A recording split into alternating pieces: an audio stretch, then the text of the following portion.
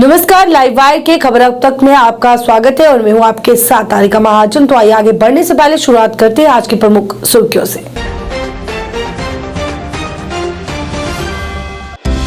Bar association Jammu ने किया cricket tournament का आयोजन। चीफ जस्टिस अली मोहम्मद मागरे ने किया उद्घाटन।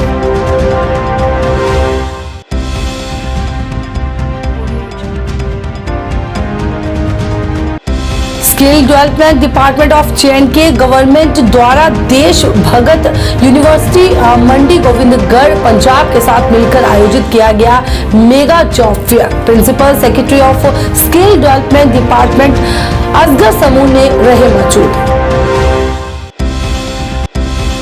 आम आदमी पार्टी का प्रदर्शन, जम्मू कश्मीर में जल्द चुनाव करने की मांग।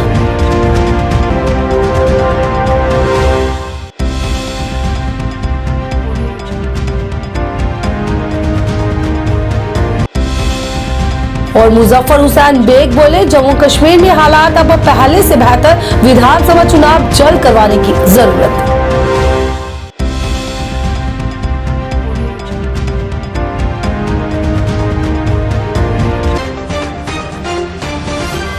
अब समाचार विस्तार से। बार एसोसिएशन जम्मू द्वारा आज क्रिकेट टूर्नामेंट का आयोजन किया गया। इस टूर्नामेंट का उद्घाटन चीफ जस्टिस अली मोहम्मद मागरे द्वारा किया गया। इस मौके पर एसोसिएशन के प्रधान MK भारद्वाज व अन्य गणमान्य लोग भी मौजूद रहे। टूर्नामेंट 5 दिन तक चलेगा और इसमें लगभग 530 एडवोकेट जो है वो भाग ले रहे हैं। चीफ जस्टिस ने इस पहल के लिए एसोसिएशन की काफी सराहना की। वहीं बार एसोसिएशन के प्रधान ने भी इसके बारे में जानकारी दी और ये बताया कि इससे एक दूसरे से बातचीत करना और समस्याओं को सुनने का मौका मिलता है।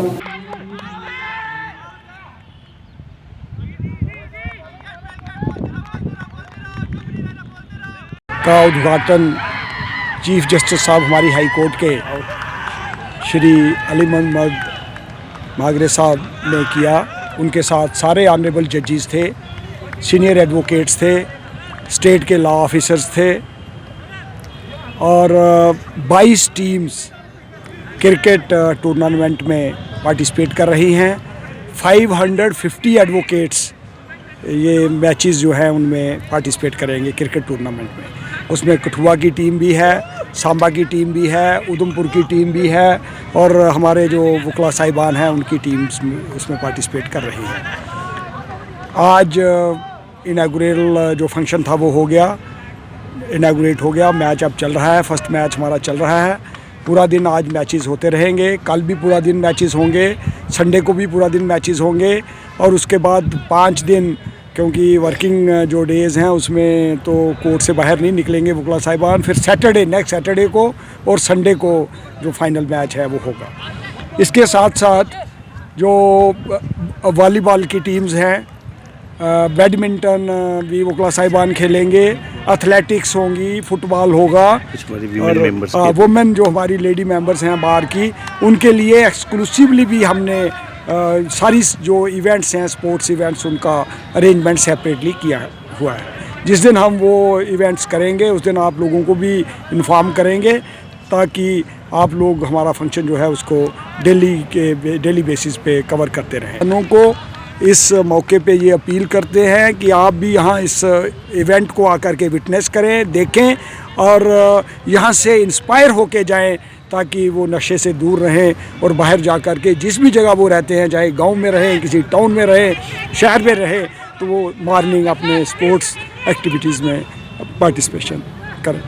Skill development department of जे&के government द्वारा देश भगत यूनिवर्सिटी मंडी गोविंदगढ़ पंजाब के साथ मिलकर आज गवर्नमेंट बॉयज पॉलिटेक्निक विक्रम चौक में मेगा जॉब फेयर आयोजित किया गया। इस मौके पर principal secretary of skill development department Asgar Samoon मुख्य अतिथि के रूप में उपस्थित रहे। उनके साथ डायरेक्टर SDD सुदर्शन कुमार व अन्य गणमान्य लोग भी इस दौरान मौजूद रहे। फेयर में काफी संख्या में युवाओं ने हिस्सा लिया। वहीं इस फेयर में लगभग 25 कंपनियां आई थी, जिनमें 3000 से ज्यादा रिक्त पद जो थे जिनके लिए युवाओं का चयन हुआ। असगर समूह ने कहा कि इस फेयर से कई युवाओं की भविष्य में भी इस तरह के आयोजन किए जाएंगे।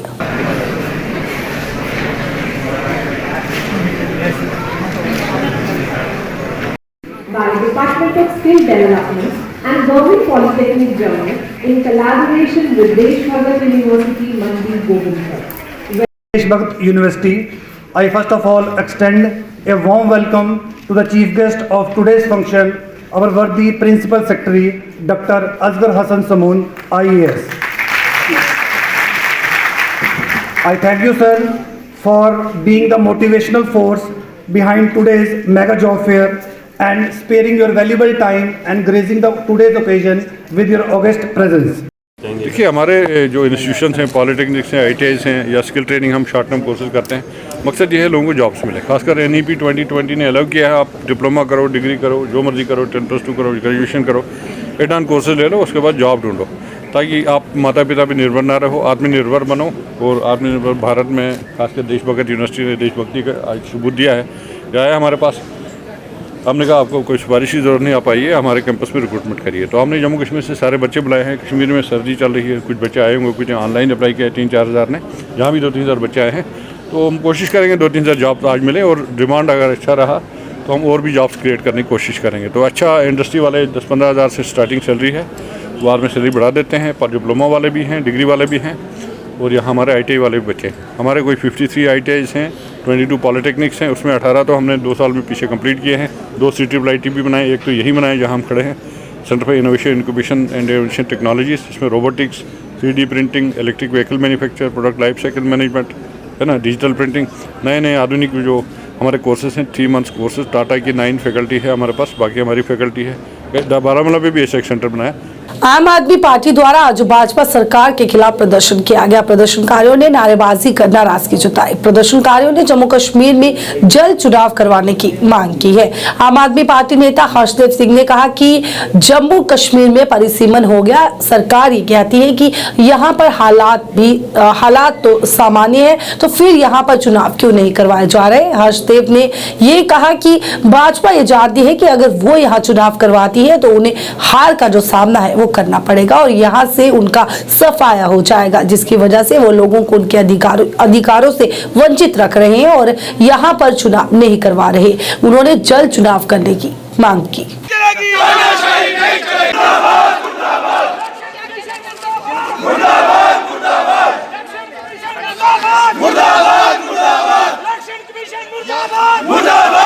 इलेक्शन कमीशन भी भारतीय जनता पार्टी की कठपुतली बना हुआ है आज की तारीख में, और जो चुनाव होने चाहिए थे वक्त के ऊपर, वो नहीं हो रहे। 4 वर्षों से आपने जम्मू कश्मीर को जमहूरी निज़ाम से वंचित रखा हुआ है, जो संविधान का उल्लंघन है, जो सुप्रीम कोर्ट के आदेशों की भी अवहेलना है। जिस तरीके से बीजेपी और इलेक्शन कमीशन मिलकर संविधान की धज्जियां उड़ा रहे हैं, लोगों को अपने जमहूरी अधिकारों से वंचित रख रहे हैं, उसी को लेकर आज यहाँ प्रदर्शन कर रहे हैं। ये चुनाव 4 साल पहले होने चाहिए थे, क्योंकि सुप्रीम कोर्ट कहता है कि जब भी किसी रियासत में असेंबली प्रीमेच्योरली डिसॉल्व हो तो 6 महीने के अंदर अंदर वहाँ असेंबली का गठन होना चाहिए, नई असेंबली बननी चाहिए। लेकिन यहाँ 4 साल हो चुके हैं और अभी भी इलेक्शंस का कोई अता पता नहीं है, और ये इंडिकेशन दी जा रही है कि जब तक बीजेपी की हुकूमत केंद्र में रहेगी तब तक जम्मू कश्मीर में चुनाव नहीं करवाए जाएंगे, और जम्मू कश्मीर में इसी तरीके से बाबू राज चलता रहेगा। अपने चहेतों के माध्यम से जम्मू कश्मीर को ये निज़ाम चलाया जा रहा है, भारतीय जनता पार्टी द्वारा जम्मू कश्मीर को लूटा जा रहा है। जम्मू कश्मीर का पैसा लूट कर बाहर रियासतों में भेजा जा रहा है। इतना भ्रष्टाचार इन ब्यूरोक्रेट्स ने यहाँ मचाया हुआ है जिसकी कोई हद नहीं है, कोई सीमा नहीं है, और किसी लोगों के साथ उनका कोई रास्ता नहीं है। जो ब्यूरोक्रेट्स हैं, जो बाबू लोग हैं, वो लोगों की बात सुनने के लिए तैयार नहीं है, पब्लिक रिप्रेजेंटेटिव्स की बात सुनने के लिए तैयार नहीं है। मूलभूत सुविधाओं से उन्होंने जम्मू कश्मीर के अवाम को वंचित किया हुआ है, और इस तरीके से निज़ाम को चलाया जा रहा है, जोर ज़बरदस्ती से निज़ाम को चलाया जा रहा है। ये प्रॉक्सी रूल जम्मू कश्मीर के हित में नहीं है, हिंदुस्तान के हित में नहीं है। जम्मू कश्मीर के पूर्व उप मुख्यमंत्री मुजफ्फर हुसैन बेग ने दावा किया कि बीते 2-3 वर्ष में प्रदेश में हालात बहुत बेहतर हुए हैं और विभिन्न क्षेत्रों में हुए विकास को विकास को हम जमीनी स्तर पर महसूस कर सकते हैं। सुरक्षा परिदृश्य में भी अपेक्षाकृत सुधार हुआ है। उन्होंने कहा कि जम्मू कश्मीर में शांति न सिर्फ भारत के हित में है बल्कि ये पाकिस्तान के लिए भी लाभजनक साबित होगी। पत्रकारों से प्रदेश के मौजूदा हालात पर बातचीत करते हुए मुजफ्फर हुसैन बेग ने कहा कि मैं यहीं पर रहता हूं, मैं यहाँ के हालात से पूरी तरह से अवगत हूं, इसलिए जिस तरह कुछ लोग यहाँ अस्थिरता और सुरक्षा की भावना को बढ़ा चढ़ाकर पेश कर रहे हैं वैसा कुछ नहीं है। स्थिति पहले से बेहतर है। यहाँ हालात में स्थिरता, सुरक्षा की बढ़ोतरी हुई है। यहाँ आतंकी हिंसा में काफी कमी आई है। अब यहाँ पहले की तरह रोज रोज हत्याएं, मुठभेड़ और बम धमाके नहीं होते। आम लोगों की जिंदगी को पटरी से उतारने वाली हड़ताल भी नहीं होती। वहीं विधानसभा चुनावों में भाग लेने पर उन्होंने कहा कि मैं अब इस विषय में नहीं सोचता और ना ही निकट भविष्य में किसी राजनीतिक दल में शामिल होने जा रहा हूँ। नहीं, उतनी अनस्टेबिलिटी नहीं है जितना कि कुछ लोग समझते हैं। मुझे तो लगता है कि पिछले 2-3 साल में काफ़ी स्टेबिलिटी आई है। अल्लाह का शुक्र है कि हालात ऐसे रहे कि कत्ल गारत कम हुआ। जहाँ सैकड़ों लोग किसी आइन के हाथों या उनके हाथों जान खो बैठते थे, अब कहीं एका दुका कश्मीरी पंडित भाई या कोई नॉन मुस्लिम गैर जो हिंदू बाहर का हो जो मजदूरी यहाँ करता हो, अभी कहीं साल में मेरा ख्याल है 10-12 लोग जो हैं वो अपनी कीमती जान खो बैठे हैं। एक शख्स भी जो बेगुनाह हो, हदीस है कि अगर एक बेगुनाह शख्स की जान ली जाए वो इतना बड़ा गुनाह है जैसे सारे इंसानियत को कत्ल किया जाता है। तो मुझे उम्मीद है कि जो सूरत हाल इस वक्त है, मैं उम्मीद रखता हूँ क्योंकि उम्मीद पे दुनिया कायम है कि आने वाले वक्तों में इससे बेहतर हालत हो जाएगी। हाँ, अभी जो टाउन्स और सिटीज़ है वो निगलेक्टेड है क्योंकि जो इलेक्शन हुआ है, इलेक्शन गांव के लेवल पे हुआ है।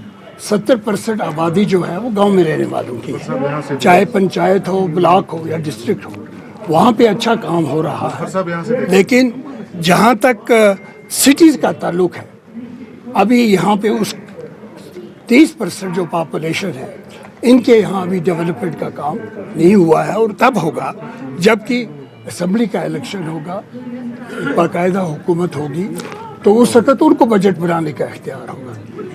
अभी वक्त है, शायद बहुत कुछ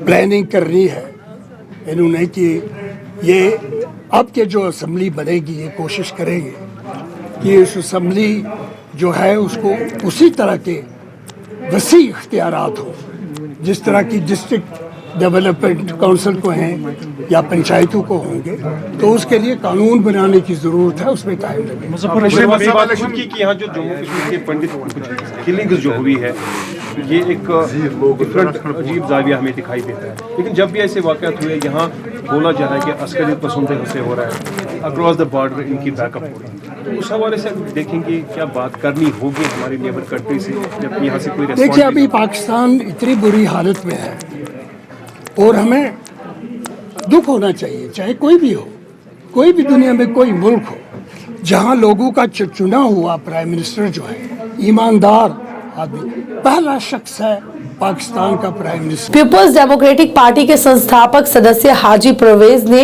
अपने समर्थकों के साथ पार्टी से इस्तीफा दिया। वहीं उनका ये इस्तीफा पार्टी के लिए एक बहुत बड़ा झटका है। इस मौके पर पत्रकारों से बात करते हुए उन्होंने कहा कि पार्टी से इस्तीफा देना उनकी अपनी मर्जी है। वहीं उन्होंने ये भी कहा कि वे अभी किसी अन्य पार्टी में शामिल होने के बारे में नहीं सोच रहे हैं। उन्होंने कहा कि उनके पास कई ऑफर्स भी हैं, लेकिन वह अपने वर्कर्स के सपोर्ट्स के बिना कुछ भी नहीं करेंगे। जब उनसे पूछा गया कि उन्होंने पीडीपी क्यों छोड़ी, तो उन्होंने इस पर कोई भी टिप्पणी करने से इनकार कर दिया और इस सवाल को जो है वो नजरअंदाज किया गया। जरूरत थी, मैं चट्टान की तरह उनके साथ रहा, पार्टी को चलाया, जितने हमारी सकत थी हम चलाते रहे। पार्टी को हमने कहीं बंद नहीं होने दिया, ऑफिस को बंद नहीं होने दिया। आज मैंने पार्टी को छोड़ा था, अब हमारे वर्कर्स हमदर्द जो भी है श्रीनगर डिस्ट्रिक्ट के, उन्होंने मेरे साथ बात की। मैंने बताया मैं अब छोड़ूंगा ही सियासत, जैसे मैंने कल बताया। मगर इन्होंने, हमारे वर्कर दोस्तों ने, बुजुर्गों ने मुझे इंसिस्ट किया कि ये ठीक नहीं रहेगा, हम अब किन हाथों में लगेंगे। इसलिए हमने यही सोचा कि अब इनके इसरार पर इनका भी मैं शुक्रिया करता हूँ। इन्होंने इज़्ज़त बख्शी मुझे कि आगे हमारा लाहे अमल जो होगा वो इनके साथ कंसल्टेशन करके ही कोई कदम हम उठाएंगे। वो सब 22 ईयर्स जैसे पार्टी बनी है, फाउंडिंग मेंबर मैं हूँ। 2008 का फिर इलेक्शन मैंने लड़ा, उसके बाद बहुत से उतार चढ़ाव मैंने देखे ज़िंदगी में। जो जवानी का मेरा ये था वो सारा मैंने 22 साल पीडीपी में दिए। मगर मैं किसी के ऊपर ब्लेम अब करना नहीं चाहता हूँ। इतना ही हमारा वहाँ था, उनको भी मैं यही कहता हूँ कि गुड बाय, हम अपना लाहेअमल अब चुनेंगे। इन्होंने ये पार्टी मेंबरशिप छोड़ी पीडीपी की, ये भी आज मुस्तफी हो गए पीडीपी से। इन्होंने ये 100 बंदों ने आज यहाँ से आज इस्तीफा दिया। ये सारे, अब इनका भी मैं शुक्रिया करता हूँ कि मैंने सोचा था अब मैं छोड़ूंगा ये सियासत, क्योंकि जब 22 साल कोई सियासत करे, सब कुछ मुझे पता है, अंदर बाहर क्या चलता है, सियासत में क्या है। अब मेरे लिए वही ठीक रहेगा जो मेरे छोटे वर्कर के लिए अच्छा रहेगा। 15 साल या 20 साल से नज़रअंदाज हो गई। अब हम बैठ के बात करेंगे हाजी साहब के साथ, इन वर्करों के साथ, आगे हमें क्या करना है। जो भी हमारे वर्कर मशवरा देंगे और अल्लाह ताला के फजल करम से हम बैठ के मशवरा करेंगे तो फिर हम अपनी फैसला कर सकेंगे। आज पीपल्स डेमोक्रेटिक पार्टी के जितने भी वर्कर थे हमारे साथ, 100 आदमी, आज 100 आदमी ने रिज़ाइन कर दिया है और आगे भी रिज़ाइन करते रहेंगे। पीओजे के रेफ्यूजीज ने आज मीरपुर शहीदी दिवस मनाया। वहीं इस मौके पर शहीदों को याद कर उन्हें श्रद्धांजलि अर्पित की गई और उनके योगदान को याद किया गया। इस मौके पर मौजूद रेफ्यूजियों ने कहा कि आज का ही वो दिन था जब पाकिस्तान ने मीरपुर पर कब्जा करने की कोशिश की थी और आज के दिन ही कई लोगों ने शहादत भी दी थी, जिन्हें आज के दिन याद कर उन्हें नमन किया गया है। इस मौके पर रेफ्यूजियों ने अपनी मांगों को उजागर किया और उनके साथ इंसाफ करने की मांग की।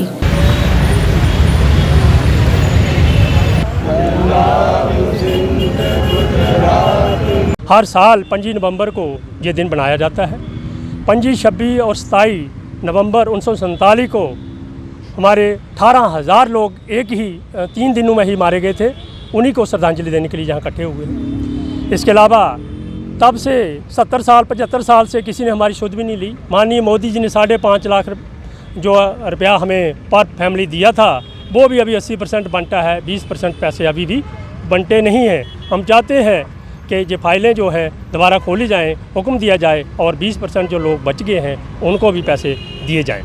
ये 25 नवंबर ये वो दिन है जिस दिन के हमारा जिला मीरपुर पाकिस्तान ने कब्ज़े में लिया था और वहाँ पर सैकड़ों की तादाद में लोग मारे गए थे। उस दिन को हम एक शहीदी दिन के रूप में मनाते हैं और मना रहे हैं। ये आज की बात नहीं है, हम कई सालों से इसको मना रहे हैं और ये हमारे लिए एक बड़ा काला दिन भी है, दुख का दिन भी है। और अपने उन लोगों को आज हम श्रद्धांजलि देंगे जो हमारे बीच में नहीं है या वो उस तसादम में मारे गए। बाकी दूसरा ये भी हमारा एक एजेंडा है कि गवर्नमेंट ने जो हमारे साथ बिहेव किया है वो ठीक नहीं है। हम उनको भी एक सूचित करना चाहते हैं जम्मू कश्मीर गवर्नमेंट को, एजी साहब को और सेंट्रल गवर्नमेंट को कि ये क्या तरीका बना है। आज हमारे लोगों को आपने 5.5 लाख की एक किश्त देने वो नहीं दे पाए, फाइलें बंद कर दी हैं। ये सिलसिला कब तक चलेगा? अगर इस ढंग से काम होगा तो आगे जो आप उम्मीदें लेकर बैठे हैं वो कैसे पूरी होंगी। ब्लॉक सतवारी के लोअर गाड़ीगढ़ में स्थित पुली की खस्ता हालत से लोग वहां के काफी परेशान हैं। ये पुली पिछले काफी समय से टूटी हुई है, जिसकी वजह से लोगों को इस पर से आने जाने में काफी परेशानी पेश आती है। लोगों ने कहा कि पिछले काफी समय से पुलिस स्थिति में है, जिसको लेकर उन्होंने कई बार जो है वो शिकायत भी की, पर फिर भी अभी तक इस पर कोई ध्यान नहीं दिया गया। उन्होंने जल्द पुली के निर्माण की मांग की।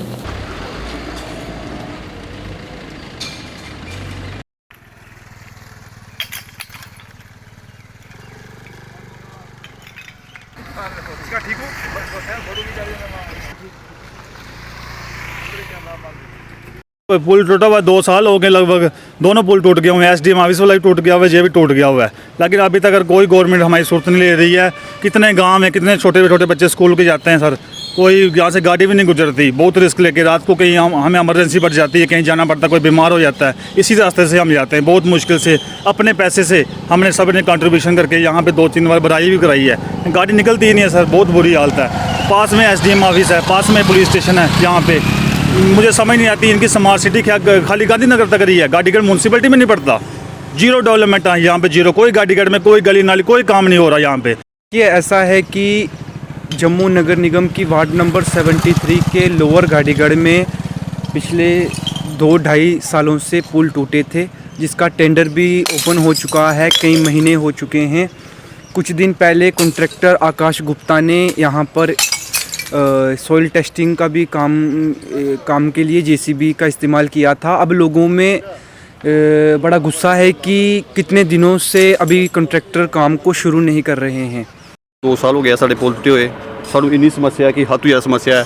सानू आन जान साढ़ा अपना डेयरी फार्म है, थे सानू इन्नी प्रॉब्लम आ गई है कि हद तो ज़्यादा ना साड़ी कि ना ट्रैली साड़ी पार जा सकती रात जा सकती, असी हर जगह जाकर दुखी हो गए। और बच्चे बाकी गल छोड़ो तो एसडीएम दफ्तर है और इन्नी प्रॉब्लम आ गई एसडीएम दफ्तर वाले बच्चे स्कूल भी जा सकते हैं। तो देख सकते हो जाके सारे पुलों की इन्नी बुरी हालत है, हद तो ज़्यादा बुरी हालत है। और बच्चों असी चुक चुके पार्ट आगे साड़ी एक बंदे डिप्टी लगी है, बच्चा चुके अगर सारा बच्चा डे के थल्ले लग जाए तो जिम्मेदार कौन होगा। प्रधानमंत्री नरेंद्र मोदी के मूल मंत्र सबका साथ सबका विकास को आगे बढ़ाते हुए आरएसपुरा जम्मू साउथ विधानसभा के क्षेत्र वार्ड 73 लोअर गाड़ीगढ़ में डिप्टी मेयर बलदेव सिंह बलोरिया ने दौरा किया। दौरे के दौरान डिप्टी मेयर बलदेव सिंह बलोरिया ने सड़क पर ब्लैक टॉपिंग के कार्यों की शुरुआत करवाई। वहीं डिप्टी मेयर ने कहा कि जम्मू नगर निगम शहर के हर कोने में विकास करवाने के लिए प्रतिबद्ध है। उन्होंने स्थानीय लोगों को यह विश्वास दिलाया कि जो क्षेत्र विकास से वंचित है उन्हें भी चरणबद्ध तरीके से जल्द पूरा किया जाएगा।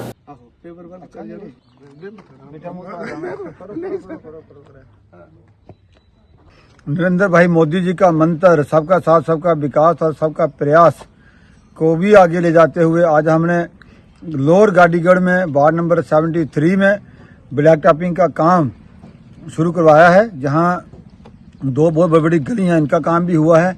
और इसके साथ साथ मैंने कहा है कि 2-3 गलियां और हैं वो भी कर दी जाएंगी, जहां के हमारे जो विकास के कार्य हैं म्यूनसिपल कॉर्पोरेशन हर नुक्क एंड कॉर्नर पे करवाने की कोशिश कर रही है। और गाड़ीगढ़ का वार्ड नंबर 73 जो वार्ड है, इस वार्ड भी बहुत बड़ा वार्ड है। जो 4 पंचायतों को जोड़ के एक वार्ड बनाया गया था, जहाँ भी विकास कार्यों के लिए बहुत पैसों की ज़रूरत है। पहले ये पंचायत का एरिया था और उस एरिए को विकास करना ये बहुत बड़ी बात है, क्योंकि इतने एरिए को इतना पैसा लाना भी मुश्किल है। लेकिन फिर भी मैंने इनको कहा है कि आपके कारपोरेटर के सहयोग से इस एरिए को पूरा डेवलप करने की कोशिश करेंगे। मेरे साथ जहाँ पे हमारे पूर्व सरपंच और मंडल अध्यक्ष बीए शर्मा जी और इनकी पूरी टीम का मैं धन्यवाद करता हूँ कि ये इस एरिए के विकास के लिए लगातार प्रयास करते हैं। हमारे पास आते रहते हैं, डिपार्टमेंट में जाते हैं, पार्टी के साथ रहते हैं कि मेरे इस मोहल्ले की गली बनाओ, मेरा ट्रांसफार्म का काम करो, मेरा टाइलिंग का काम है, ये गली रहेगी। जब 2 गलियां बनाते हैं तो 2 गलियों के लिए और कहते हैं ये भी बना दो। लेकिन मैंने इनको विश्वास दिलाया है कि आपका कोई भी क्षेत्र विकास से अछूता नहीं रहेगा। गांधरबल जिले में चल रहे जागरूकता सप्ताह के तहत एक पेंटिंग प्रतियोगिता का आयोजन किया गया, जिसमें कई स्कूलों के बच्चों ने भाग लिया। वहीं समारोह की शुरुआत नाच से हुई। इसके बाद वहां सांस्कृतिक कार्यक्रम और दिव्यांग व्यक्तियों के भाषणों के साथ एक व्यापक सांस्कृतिक कार्यक्रम हुआ। बता दें, इस अवसर पर नयर अहमद ने कहा कि सांप्रदायिक सद्भाव एवं आपसी भाईचारे की भावना विषय पर इस गोष्ठी का आयोजन किया गया है, जिसमें सांप्रदायिक भाईचारा एवं सांप्रदायिक सद्भावना की भावना का अवलोकन किया गया तथा दूसरों को प्रेरित करने की आवश्यकता पर भी प्रकाश डाला गया।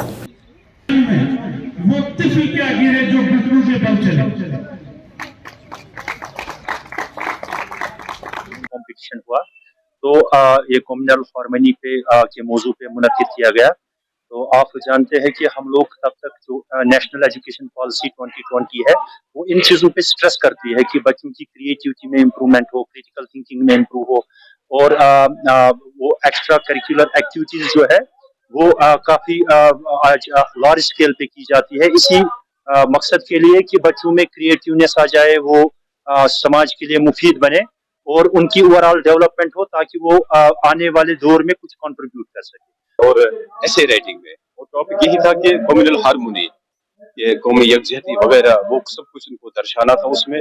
तो वो अभी वो प्रोग्राम पाए तकमील को पहुंचा और उसमें बाज़ाब्ता तौर जजेस बैठे हुए थे, उन्होंने भी उसमें वो फर्स्ट सेकंड थर्ड पोजीशन जो थी हर एक जुमरे में, चाहे पेंटिंग हो या ऐसे राइटिंग हो, और बाकी अभी भी यहाँ पे प्रोग्राम चल रहा है इस हवाले से। और NGO SRG की जानिब से यहाँ पे किया गया।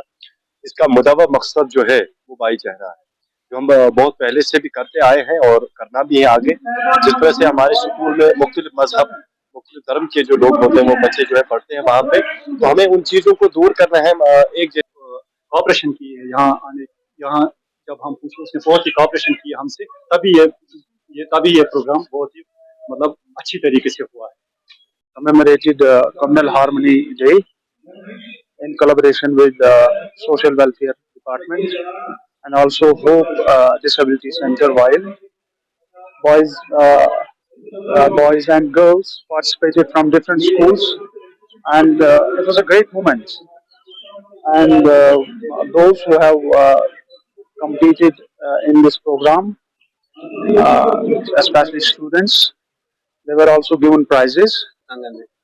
इसमें ये सोशल वेलफेयर डिपार्टमेंट की तरफ से है और हम होप डिसेबिलिटी इसके कोलैबोरेशन है होप डिसेबिलिटी सेंटर के साथ। इस प्रोग्राम का एक वीक चल रहा था, इसका मतलब है कम्युनल हार्मनी के बारे में। तो इसमें क्या मतलब है कि different religion, different caste, sex के इसमें कोई डिफरेंस नहीं होनी चाहिए, हर एक को अपना राइट है।